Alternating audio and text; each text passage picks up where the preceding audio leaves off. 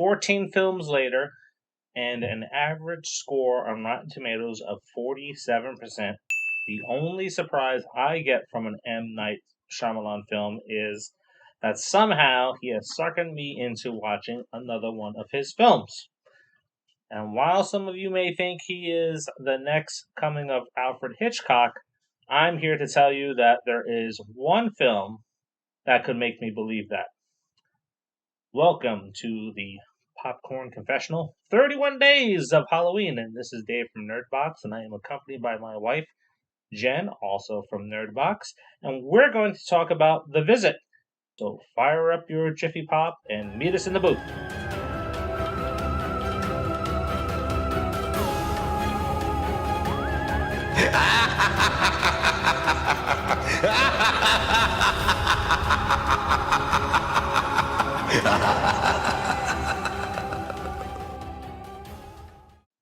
Estranged from her parents for 15 years, single mom Loretta sends her children, Becca and Tyler, to spend a week with their grandparents. Seems a little odd since you haven't spoken to them in 15 years. Man, I don't think I would do bad that. mom. Bad mom. Right? Well, she was in that movie. Yeah, it's true. An excited Becca plans to document the entire weekend with the intentions of reuniting her family. Only something is disturbingly off with Pop and Nana. The happy reunion soon turns into macabre behavior that may threaten their lives. First off, let's kind of get this out of the way before we talk about the film. M. Night Shyamalan. If you like his films, good for you. I'm glad you have that opinion that you enjoy his films. We're not fans. Not so much. You like more films than I do. I like a few more than you do, but I can count the films that I like on one hand. Same here. So we just like different ones, I think, is what it comes down to. Pretty much. There's 3 films that I really like of his, and this Visit, Signs, and Split. I like The Visit, Split, The Sixth Sense, and I like Devil. Now, The Visit, though, is head and shoulders probably one of his best films, followed maybe closely by Split. Mm-hmm. And I think what makes it terrifying is because this can happen in real life. Exactly what I was going to say about the movie is that I feel like this is something that could definitely happen in real life because you're not getting like the creatures. I mean, this is like something that, you're dealing with like mental illness and, a family that's estranged and broken apart, and it can all happen. Mm-hmm. It could definitely happen. And I think that's the creep factor. Yeah, definitely. And it's another shaky cam film, but it's an excellent one. Yeah, considering that it was filmed by kids. Yeah. And it doesn't put you like into the first person view like some of the other films do. It's like you're watching from the outside about this whole interaction between the grandkids and the grandparents. Now, of course, it's an M. Night Shyamalan film. There is a twist, but the movie going all the way up to the twist is very good. It's very, very creepy. Mm-hmm. Very creepy. There's some really good scenes in this movie that's like, yeah, whoa. Yeah, absolutely. And the twist was really good because it didn't hurt the film. No, it didn't hurt the film, and the twist is completely believable. Like 100% believable could happen.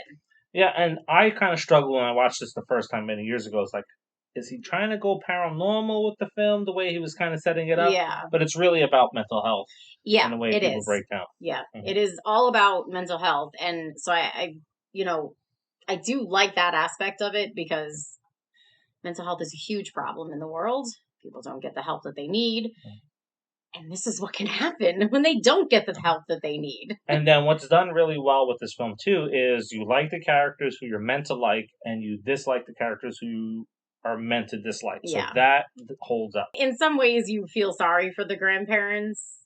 Yeah, you do. You have that. Yeah, there's definitely moments where you feel sorry for them because you can kind of see like the breakdown of things happening. Yeah, that's an unfortunate thing when you think about it. Very sad. It is really sad. It is very sad. I mean, I know they, of course, with M. Night, he took some of it a little over the top, but I think...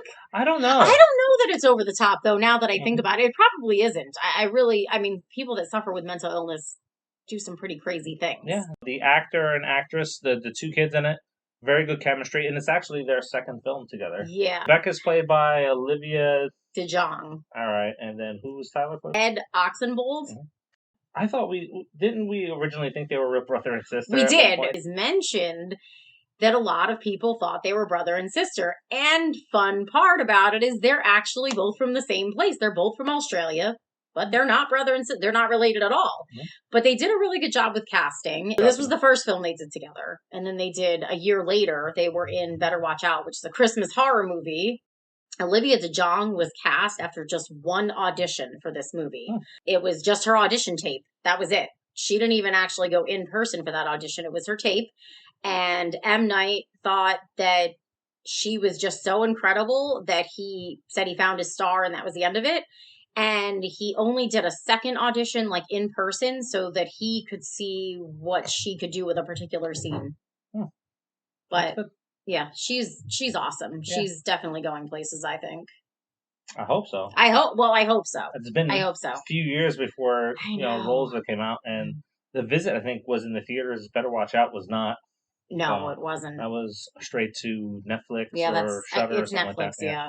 Mm-hmm. So that's with those films here. Yeah. Also, this was their first horror movie, as well as Catherine Hahn's. Catherine Hahn nailed it in this movie. She did. Yeah, she was amazing. She doesn't have a lot of screen time, but she was excellent. So she was meant to kind of be like a frazzled, little bit like weird single mom. Like she was definitely like a little eccentric, I think. Eccentric, but you're sending your kids to see your parents that you haven't talked to in 15 years. Yeah. And you did. And the part is, she still didn't talk to them. She's like, "Oh yeah, that's your grandparents. Go over there." I mean, she didn't make a call to them. No. She didn't Skype with them. She didn't do any of that stuff with them. She's just like, well, she did, but remember there was something spilled on the camera. That was afterwards. Point, so. How are you sending your kids to stay with people you haven't talked to? I know. In 15 they years? Reached out to her and they're like, "We want to see our grandkids," and she's like, "Yeah, sure." Well, she didn't want them to go, but the kids insisted, and she let them win. She wanted a booty call. Yeah, she went away on a cruise with her new boyfriend. Yeah, that's why she didn't care to call. Yeah. She had plans. But she was excellent. I love Catherine Hahn. And, we said it. We're not rating these films. No. So, what's your rating on this film? Did you see it? Did you like it? Do you think it's M. Night's best film? Do you think Sixth Sense is his best film? Do you think Unbreakable is his best film? Let us know in the comments. You can completely disagree with us about M. Night Shyamalan. That's fine, because everybody has different tastes. And we know a lot of people who like him. Yeah. Yeah. I'm not going to say anything about it. That's their choice. Yep. Everybody has different flavors of horror. There is no, if you're a true horror fan, you're not going to like this. That's bogus. Yeah. So what's your rating? Put it in the comments. What's your favorite M. Night Shyamalan films? Do you think he's like Alfred Hitchcock? I don't know. You can tell us what you think about that. So let us know. And like, subscribe, turn on the notifications, and share. Yes. It's October, people. Let's share the hell out of some of these films so that they actually get some of the exposure that they deserve. And until tomorrow, see ya. See ya.